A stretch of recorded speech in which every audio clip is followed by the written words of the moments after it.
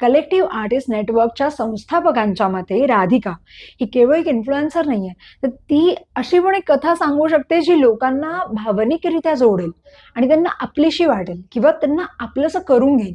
तिच्या भोवती ना एक काल्पनिक पण आकर्षक जग तयार केलं, त्याच्यामुळे लोक तिच्या प्रवासाच्या कथांची सहज जोडली जातील. आणि राधिका सुब्रमण्यम ही भारतातल्या डिजिटल कॉन्टेंटच्या उत्क्रांतीतला एक महत्वाचा टप्पा आहे. जर्मनीनं 2013 मध्ये एम्मा नावाचा असाच एक AI ट्रॅव्हल अँबॅसेडर लॉन्च केला होता आणि आता भारतातही राधिकाच्या आगमनानं हे सिद्ध झालंय की तंत्रज्ञान आणि कथाकथन म्हणजे स्टोरी टेलिंग एकत्र येऊन एक नवीन युग सुरू करतायत.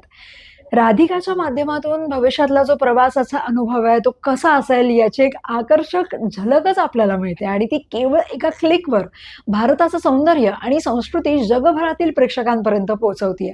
भविष्यात असे AI इन्फ्लुएन्सर्स शिक्षण, आरोग्य, फॅशन आणि इतर अनेक क्षेत्रांमध्ये सक्रिय होत शकतात. ते केवळ माहिती देणारे नाही तर अनुभव निर्माण करणारे आणि लोकांशी भावनिकरित्या जोडली जाणारी माध्यमं बनू शकतात.